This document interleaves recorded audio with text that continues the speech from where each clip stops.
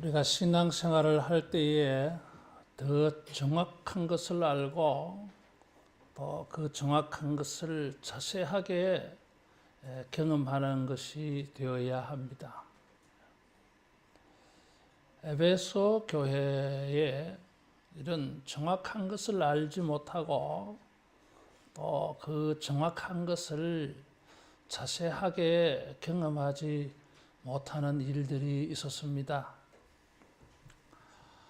사도 바울이 이 에베소에 왔을 때에 사람들에게 너희가 믿을 때에 성령을 받았느냐, 또 무슨 세례를 받았느냐, 이런 질문을 하게 되어졌어요. 사도 바울은 이것이 두 번째 에베소 방문입니다. 첫 번째는 18장 19절에 보면 사도 바울이 에베소에 온 적이 있었어요. 그리고 에베소를 떠났을 때에 거기에 누가 왔느냐 하면 아볼로라고 하는 사람이 와서 에베소에서 사람들에게 성경을 가르쳤어요. 그리고 또 바울이 재차 에베소에 오게 될 때쯤에 아볼로는 고린도로 갔어요. 아볼로가 가르친 에베소 교회의 신앙은 사도 바울이 볼 때에 정확하지 않았어요. 그들은 이 아볼로에게서 배웠습니다. 24절 이하에 보면 아볼로에 대한 소개, 18장 24절에 보면 아볼로에 대한 소개가 있습니다. 알렉산드리아 출신이에요. 알렉산드리아라고 하면 이 당시에 이탈리아의 로마를 제외하고 그 당시에 로마가 세계 여러 곳을 지배하였는데 그 중에 세계의 큰 로마에 속한 도시가 있었어요. 그것이 에베소고 알렉산드리아예요. 그리고 또 다른 하나가 안디옥이에요.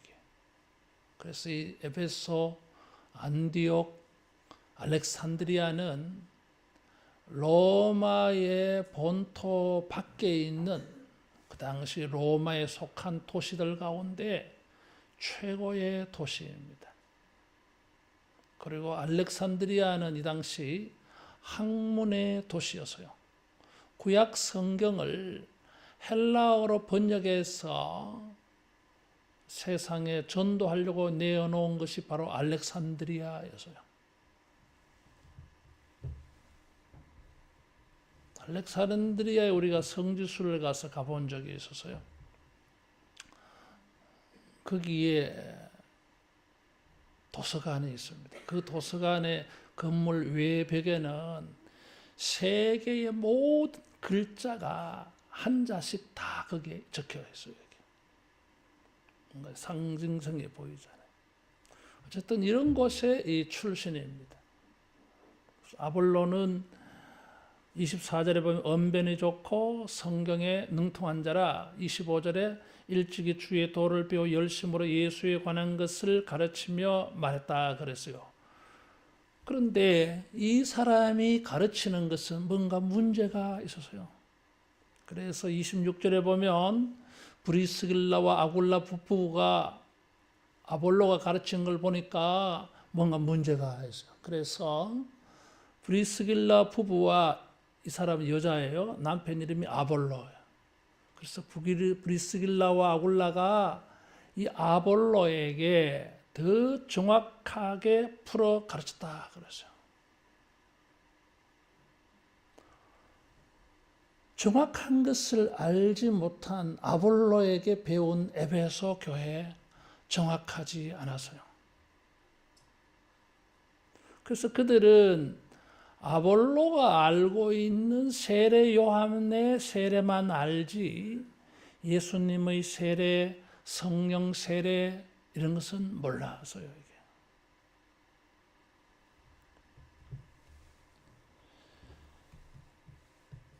에베소 교회는 예수님에 대해서, 신앙에 대해서 정확하지 않는 사람에게 배워가지고 정확하지 않는 신앙 체계를 가지고 있었습니다. 여기 1절에 보면 어떤 제자들을 만났다고 했는데, 제자라고 해서 다 믿는 사람은 아니다고 하는 거예요. 성경 해석학자들은 누가복음 사도행전에 누가가 제자라고 하는 단어를 사용할 때에 넓은 의미에서 이 단어를 사용한다고 말하고 있어요. 넓은 의미의 제자라는 단어를 사용했다고 하는 것은 지금은 좀 시원찮은데 앞으로 미래에 더 정확하고 자세히 알아서 정말 제자다운 제자가 될 것을 기대하고 내다보고 이런 제자라는 단어를 썼다는 거예요.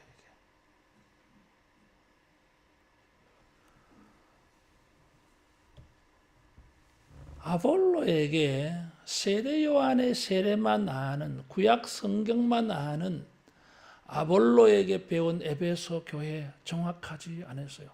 가르치는 자도 정확하지 않고 정확하지 않는 자에게 배우는 교회도 정확하지 않았어요. 26절에 보면, 18장 26절에 보면 브리스길라와 아굴라가 듣고 데려다가 하나님의 도를 더 정확하게 풀어 이르니라. 더 정확하게. 아볼로는 브리스길라와 아굴라 부부에게 더 정확한 것을 배웠더랬어요. 그래서 고린도에 가서 에베소에서 사역할 때보다는 고린도에 가서 더 나은 사역을 할 수 있었어요.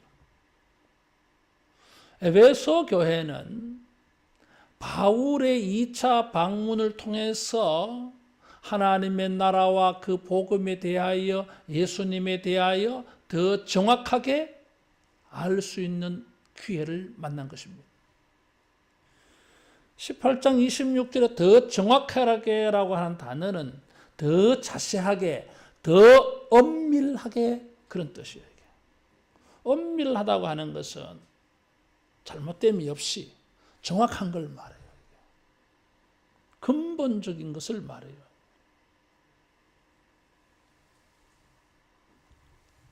교회는 그 신앙이 더 정확한 것을 알아가야 됩니다.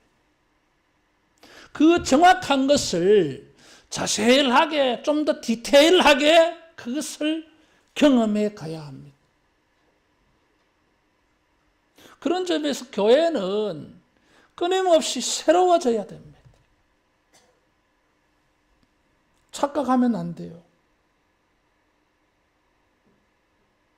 성경에 보면 믿음이 있노라 하는데 주님이 보실 때는 그 믿음이 정확하지 않는 자들이 많이 있었어요. 요한복음 5장 39절에 보면 예수님께서 유대인들에게 이렇게 말씀하셨어요. 너희가 성경에서 영생을 얻는 줄 알고 성경을 연구하거니와 이 성경이 내게 대하여 증언했다 그랬어요. 구약 성경을 가지고 연구까지 하면서도 예수님 당시의 사람들은 예수님을 알지를 못하고 믿지를 못했어요. 구약 성경의 정확한 것, 엄밀한 것, 자세한 것을 그들이 몰랐다는 거예요. 사도행전에도 보면 바울이 예수님의 십자가와 부활을 증거합니다. 성경을 가지고 예수님을 정확하게 말해 주어서요. 그런데도 불구하고 유대주의자들은 바울을 핍박했습니다. 자기들이 알고 있는 것과 다른 것을 말한다고 이단 취급했어요. 사도 바울 자신이 과거에 예수님 만나기 전에 그랬더랬어요. 이 사람은 구약 학자였어요. 그런데도 불구하고 구약 성경이 정확하게 말하는, 구약 성경이 자세하게 말하고 있는 예수님을 몰랐어요. 그래서 구약 성경 학자인 그가 오히려 예수 믿는 사람을 핍박하고 교회를 핍박했던 것입니다. 에베소 교회가 주님의 공동체가 되어졌는데도 불구하고 신앙에 더 정확한 것, 신앙에 더 자세한 것, 신앙에 더 엄밀한 것을 전혀 모르고 있었어요. 오늘날 선교지에도 이런 일이 있습니다. 그래서 선교사들이 그 선교지의 그 교회 지도자들을 훈련시켜야 된다고 말하고 있어요. 말레이시아의 그 남택수 선교사님이 얼마 전에 연락이 왔어요. 그래서 우리가 건축했던 은빌리 교회가 아주 부흥이 되고 있다고 하는 기쁜 소식을 전하면서 나보고 자기 센터에 와서 그 말레이시아의 그 교회 지도자들에게 박 목사님 성경 좀 가르치러 오라 그러더라고요. 선교 사역을 하면서 보면은 그 마을의 교회 지도자들의 영적 그 신앙 지식이 정확하지 않는 게 많아요. 우리나라로 말하면은 저기 야간 성경학교 이 정도 수준에 머물러요. 그런데도 교회 지도자예요. 2년제 신학교라도 나오면 그 도시에 제일 큰 교회에 사역해요. 구층에 있는 제일 큰 교회 그 목사님은 신학교 2년 한 사람이에요. 내가 목사라 그러니까 내가 자기와 똑같은 목사인 줄 알고 그냥 편하게 대하더라고. 우리는 그걸 모르니까 뭐 그렇지 뭐 같은 목사니까 우리는 몰랐어. 근데 그 선교사님이 그 꾸칭 목사에게 이야기하더라고. 당신 그래 하면 안 된다. 저 목사님한테는 예의를 갖춰야 된다 하더라고. 이게. 왜? 이 목사님은 신이다라고 하는 거예요. 이게. 대학을 졸업하고 신학대학원에 가서 3년을 공부하고 학위를 가지고 있는 시니어 레벨이 다르다는 거예요. 그러니까 그 쿠칭에 있는 그 목사님이 쿠칭 도시의 제일 큰 교회 목사예요. 이게. 근데 나한테 깍듯이 예를 취하더라고. 그럼 목사 저도 그럴 줄 몰랐어요. 이게. 선교지에만 그런 게 아니에요. 이게. 현대교회 안에서도 교회를 다니면서 성경에 더 정확한 것, 그리스도의 더 정확한 것을 더 자세히 알지 못하고 건성으로 수박 끄달기식으로 신앙생활을 한다 그 말이에요. 따라하겠습니다. 더 정확하게, 더 자세하게. 예수님을 믿지만은 예수님의 더 정확한 것, 예수님에 관하여 더 자세한 것을, 예수님의 더 엄밀한 것을 알아야 그 신앙의 풍성한 것을 경험할 수 있습니다. 아는 것만큼 보인다 그러더라고. 아는 것만큼 누릴 수 있다고 하더라고. 이게 신앙도 마찬가지입니다. 이게. 사도 바울은 이 에베소 교회에 나중에 감옥에 갇혀서 편지를 쓴 게 있어요. 그것이 에베소서예요. 그리스도에 대하여 자기가 더 정확하게, 더 자세하게, 더 엄밀한 것을 가르쳤지만은 여전히 에베소 교회는 부족한 게 많았어요. 그래서 교회의 이 영광스러움을 다시 한 번 더 일깨워 주려고 쓴 편지가 에베소 성경이에요. 에베소서 3장 13절에 그리스도를 믿는 것과 아는 일에 하나가 되어 그리스도의 장성한 분량에 이르기까지 자라가라 그랬어요. 더 정확한 것을 알아가야 되고 더 자세한 것, 더 엄밀한 것을 알아가야 우리가 얼마나 영광스러운지 하나님의 풍성한 것을 우리가 얼마나 누릴 수 있는지를 비로소 가르쳐 줄 수 있다고 하는 것입니다. 에베소서 4장 15절에는 사랑 안에서 참된 것을 하여 범사에 그에게까지 자라가라 그랬어요. 더 정확한 것을 알고 더 자세한 것을 알고 더 엄밀한 것을 알아갈 때에 진정한 신앙의 세계를 경험할 수 있을 줄로 믿습니다. 따라하겠습니다. 더 정확하게, 더 자세하게. 이게 필요해요. 더 정확하게, 더 자세하게 알아가야 신앙의 세계를 제대로 경험할 수 있습니다.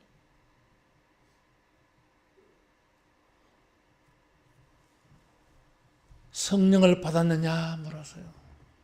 그랬더니 이 사람들이 우리는 성령이 있는 줄도 모른다 그랬어요. 그래서 무슨 세례를 받았느냐 하니까 세례 요한의 세례를 받았다 그랬어요. 세례 요한의 세례는 회개케 하는 세례예요. 죄를 깨닫게 하는 세례예요. 새 생명을 얻는 세례는 아니었어요. 천국에 들어가게 하는 세례는 아니었어요. 그리스도에 대하여 더 정확한 것을 경험하는 것은 아니었어요.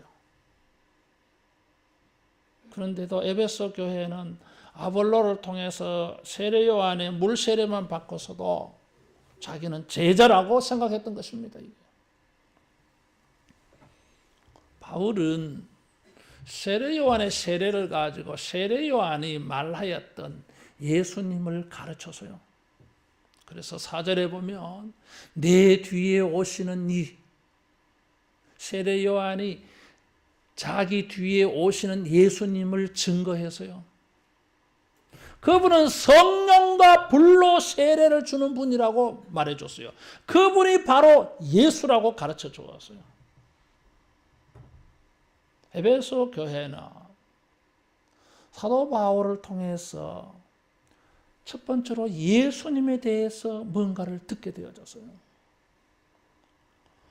예수님에 대해서 무엇을 가르쳤는지는 여기에 소개되고 있지 않아.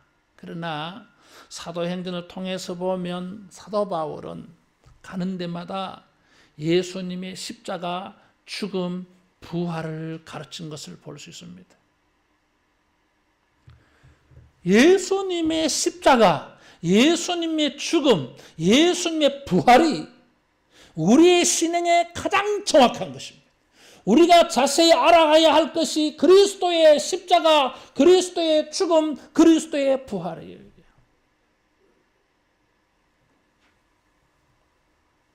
그리고 나서 예수님의 이름으로 세례를 받았던 것입니다.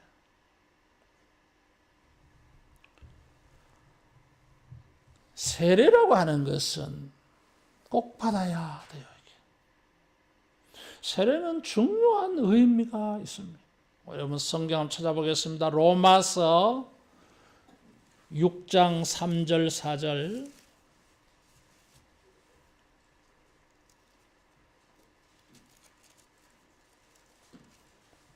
로마서 6장 3절 4절 같이 봉독합니다. 신약성경 245페이지 무릇 그리스도 예수와 합하여 세례를 받은 우리는 그의 죽으심과 합하여 세례를 받은 줄 알지 못하느냐. 그러므로 우리가 그의 죽으심과 합하여 세례를 받음으로 그와 함께 장사되었나니 이는 아버지의 영광으로 말미암아 그리스도를 죽은 자 가운데서 살리심과 같이 우리로 또한 새 생명 가운데서 행하게 하려 함이라. 우리가 세례를 받아요. 또 받았어. 세례는 어떤 사람에게 베풉니까? 그리스도의 십자가와 그리스도의 죽음이 내 죄값을 치르기 위하여 희생당한 죽음이라고 믿는 자, 그리고 주님이 죽으시고 3일 만에 부활하신 것처럼 예수님 믿는 자는 부활의 생명, 영생하는 생명을 받았다고 믿는 자에게 이 세례를 줍니다. 그리고 세례를 받았다고 하는 것은, 이런 신앙 고백하는 자가 세례를 받았다고 하는 것은 세례를 통하여서 그리스도와 함께 죽음에 연합하고 그리스도의 부활에 함께 연합하는 표시예요. 이게.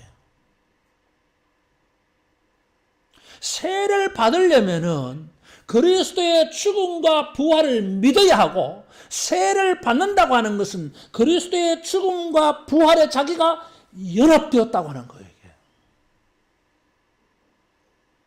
이것이 신앙의 정확한 거예요.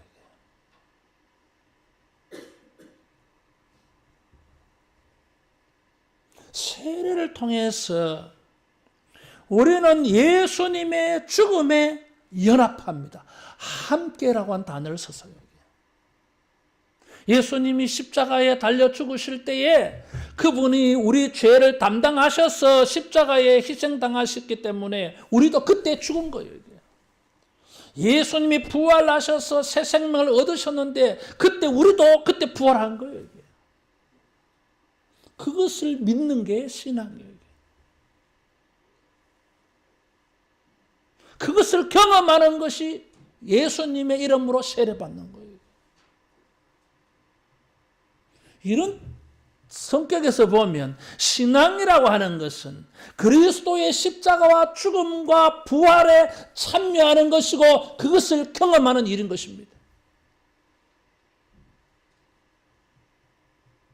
이런 것이 일어나지 아니하고 이런 것이 경험되어지지 아니하고 그냥 교회 다닐 수는 없어요.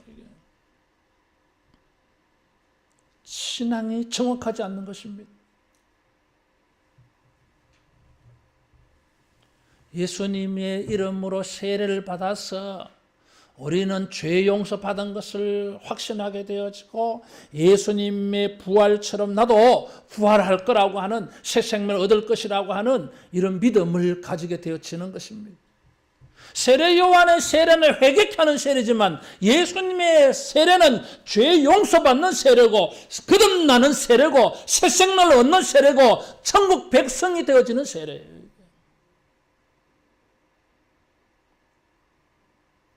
신앙 고백과 세례를 통해서 우리는 주님의 십자가와 주님의 부활을 여러분 좀 더 자세하게 경험하는 기회로 삼을 수 있기를 축원합니다.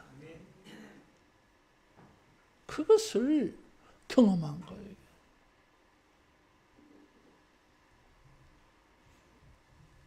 이런 차원에서 보면 예수님을 믿고 예수님의 이름으로 세례를 받는다고 하는 것은 예수님과 연합하는 일이에요.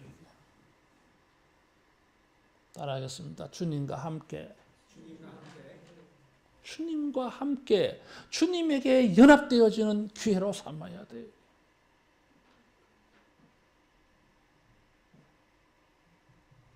범사에 매일매일 삶의 기회와 순간들이 예수님과 연합, 예수님과 함께하는 삶이에요. 죄를 지을 때마다 나는 예수님과 함께 죽었어. 예수님이 내 죄를 사하셨어. 내 안에 예수님의 생명이 있어. 우리의 생활 속에 이 신앙의 이 엄밀한 것이, 이 정확한 것이 여러분 항상 우리에게 있기를 바랍니다. 이것을 자세하게, 디테일하게, 풍성하게 우리가 날마다 이것을 겪어가고 경험하고 체험하는 것이 신앙이에요.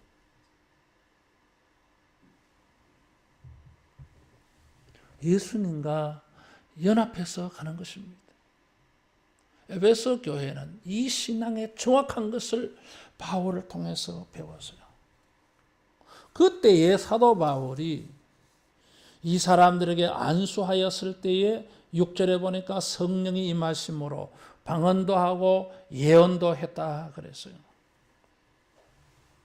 예수님의 이름으로 세례를 받고 안수 기도를 받으니 성령이 임하고 여기 가시적인 증거들이 나타난 것입니다.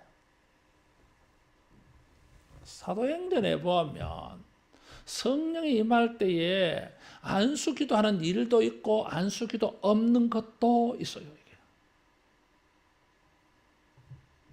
그게 뭐 어떤 원칙이 있는 게 아니에요.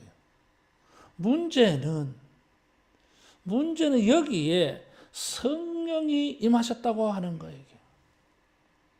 성령이 임하셔서 그들 속에 계셨던 거예요. 따라하겠습니다. 성령과 연합했다. 예수님의 이름으로 세례를 받아서 예수님과 연합했고 성령이 임하셔서 성령이 그들 심령속에 거하셔서 그들은 성령과 연합하는 새로운 인격이 되어버린 것입니다. 이것이 에베소 교회고 이것이 성도예요. 그래서 성도라고 말하는 것입니다. 성령의 사람들, 성령의 전이기 때문에 성전이라고 말하는 거예요.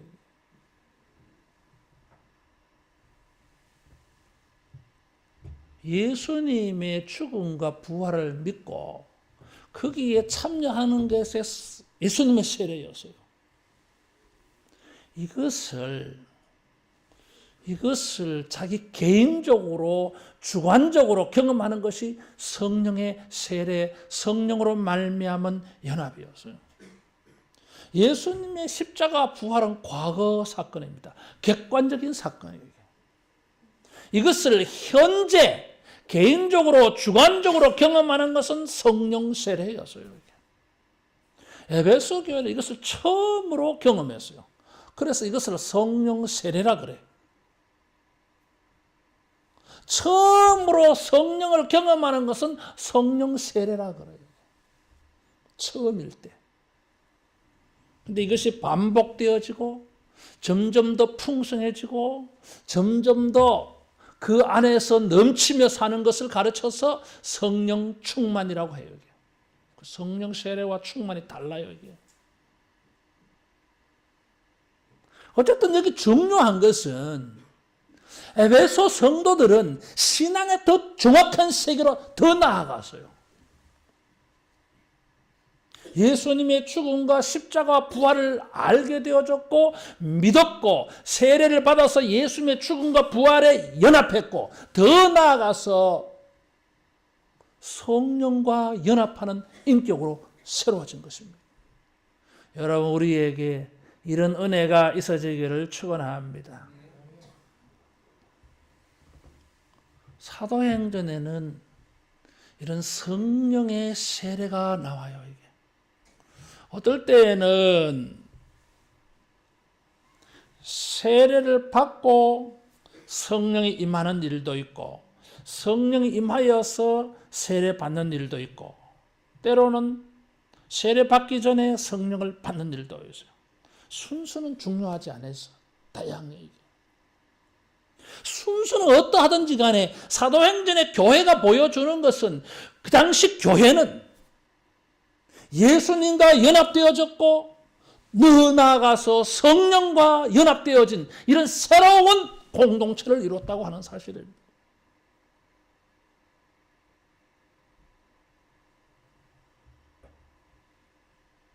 자, 이제 우리 현대로 돌아보자는 거예요. 우리 자신에게로 돌아오자는 거예요. 여러분, 신앙생활을 하면서 예수님의 십자가, 예수님의 죽음, 예수님의 이런 부활을 통해서 주님과 연합하고 계십니까? 예수님의 이름으로 세례를 받아서 예수님의 십자가와 죽음이 자기의 사건으로 여겨지고 있습니까? 예수님의 부활이 예수님만의 부활이 아니라 나에게도 영원한 생명이 주어진 예수님의 부활로 믿어집니까?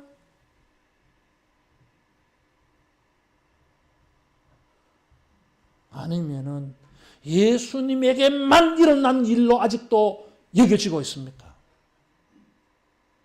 그러면 심각한 문제인 것입니다.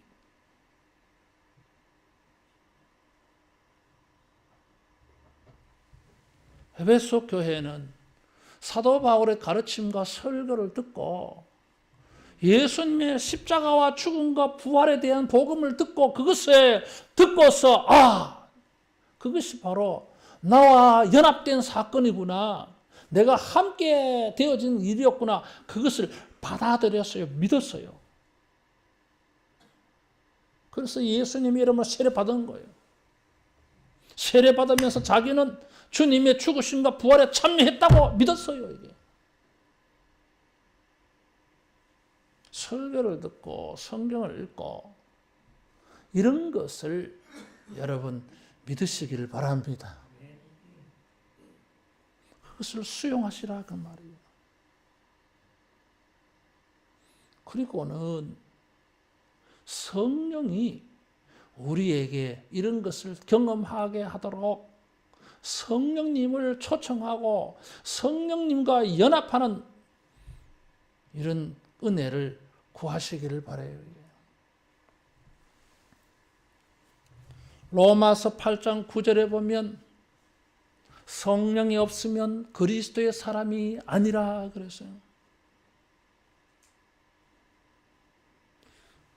성령과 연합한 인격이 아니면은 신자가 아니에요, 여러분.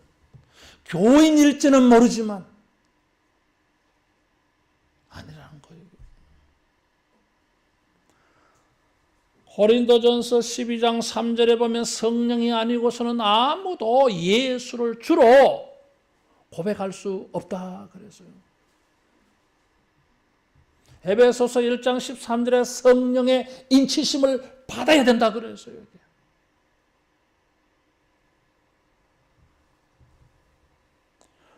요한복음 3장 5절에 보면 물과 성령으로 거듭나지 아니하면 하나님의 나라에 들어갈 수 없다 그랬어요.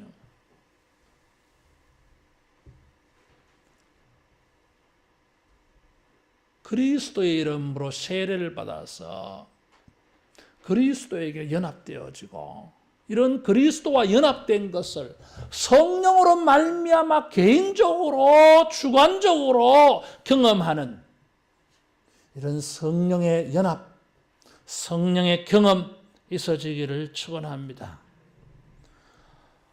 오순절날 성령이 임하셨어요.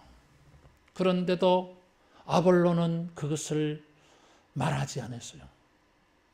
세례 요한의 세례를 들었지만은 성령이 오신 것을 에베소 교회는 몰랐어요. 바울을 통해서 성령이 오신 것을 알았고 그것을 경험했던 거예요. 성령님은 이런 가시적인 증거를 주시기도 해요. 성령이 임하였을 때 모든 사람이 방언하고 예언한 것은 아니었습니다. 이런 것은 가시적인 증거예요. 저 오순절 교회 같은 곳은, 순복음 교회 같은 것은 성령세를 받아야 된다고 하면서 성령세를 받은 증거로는 무조건 방언을 말해요. 여러분, 그건 잘못된 지식이요. 정확한 거 아닙니다. 사람의 경험을 가지고 그 사람들 그렇게 교리를 만들어버렸어요. 사도행전이 성경이 가르쳐주는 신약 성경이 성령의 세례 충만을 말할 때 반드시 의무적으로 필연적인 과정으로 방언을 말한 게 아니었어요. 이게 장로교 목사이면서도 어떤 사람들은 순복음식으로 신학을 가르치는 사람들이 있어요. 인간의 축적된 경험을 가지고 말하는 사람들이 있어요. 틀렸습니다. 그건. 어떤 사람은 그건 또 목사님만의 또 해석이 아닙니까? 뭐 그렇게 주장하는 사람도 있어요. 그런 식으로 접근하는 사람도 있어요. 뭐 이렇게도 해석할 수 있지 않습니까? 그렇게 말하고 싶어하는 사람들도 있어요. 이게. 뭐 이런 해석도 있고 저런 해석도 있다는 차원이 아니에요. 이게. 어느 것이 더 성경에 적합하냐는 거예요. 이게. 더 정확하냐는 문제예요. 이게.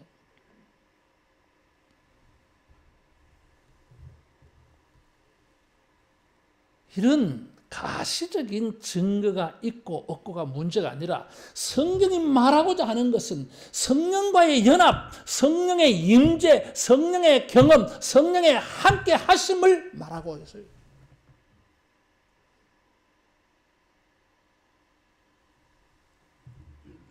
고린도전서 12장에는 성령의 충만의 가시적인 은사들을 9가지로 말하고 있습니다. 9가지만 있는 게 아니에요, 여러분. 에베소서나 골로새서가 성령 충만에 대해서 말할 때는 신령과 지혜로 피차 갈아치고 새 노래로 신령한 노래로 찬송하고 감사하고 예수님 이름으로 가르치고 이렇게 말하고 있어요. 에베소 교회는 성령 충만을 말하고 난 다음에 인간 관계를 가지고 말했어요. 부부관계, 부모와 자녀의 관계, 사장과 피고용주의 관계.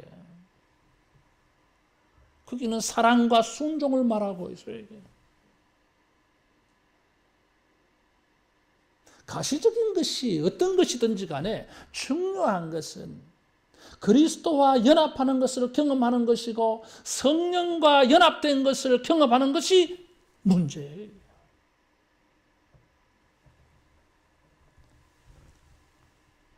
죄만 깨닫는 것은 예수님을 아는 게 아니에요. 이게. 죄 사함을 받고 새 생명을 얻는 것이 정확한 것입니다. 그리스도와 연합하고 성령과 연합하는 것이 더 자세한 것입니다.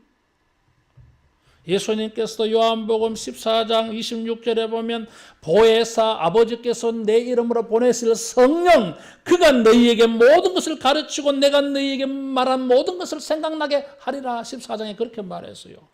15장에도 내 아버지께로부터 너희에게 보내실 보혜사 아버지께로부터 오시는 진리의 성령이 오실 때에 나를 증언할 것이요 그랬어요. 16장에도 진리의 성령이 오시면 그가 우리를 모든 진리 가운데로 인도할 것이라 그랬어요. 여러분 우리가 사람에게서 듣고 그리스도의 죽음과 십자가와 부활을 아는 것은 또 한계가 있어요. 열심히 가르치고 설교한다고 하지만은 가르치는 자가 그리스도의 십자가와 죽음과 부활의 그 풍성한 것, 높이와 깊이와 넓이와 길이 측량할 수 없는 그리스도의 은혜를 다 나타내지 못해요, 여러분. 그러나 하나님의 깊은 것을 통달하시는 성령으로 말미암아 우리는 그리스도의 십자가와 죽음과 부활의 높이와 깊이와 넓이와 길이를 더 자세하게 더 정확하게 여러분 알아가는 기회가 주어질 줄로 믿습니다. 이런 것이 신앙생활이에요. 이런 것이 예수 믿는 거예요. 이런 것을 경험하고 이런 것을 누리고 이런 것을 확신하면서 이런 것 안에서 자유하고 이런 것 안에서 평안하고 이런 것 가운데에서 기쁨을 가지고 사는 것이 예수 믿는 거예요.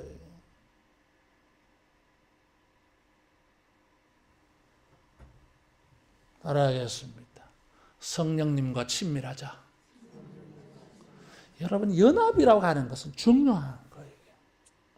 요한복음에서도 사도 바울의 서신에서도 많이 강조하는 거예요. 예수 안에서라고 하는 거예요. 우리 안에 주님이 계시고 주님 안에 우리가 계시고 주님 안에 하나님이 계시고 하나님 안에 예수님이 계시고 그래서 우리와 예수님과 하나님이 뭐예요? 연합되어져 있어요. 신비예요. 미스테리. 설명하기 어려운 말이에요. 인간의 언어와 생각으로는 설명하기도 어렵고 이해하기 어려워도 성령으로 말미암아 여러분 이런 것이 감각이 생겨날 줄로 믿습니다. 우리 흔히 그런 말 하잖아요. 설명은 잘 안 돼도 뭐 감은 온다고 하잖아요. 그게 무엇인지 뭔가 이렇게 느껴진다는 거잖아요.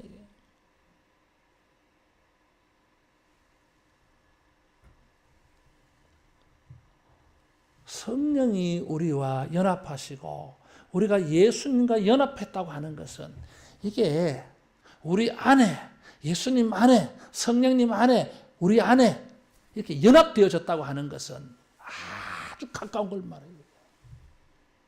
가장 친밀한 위치에 있는 걸 말해요.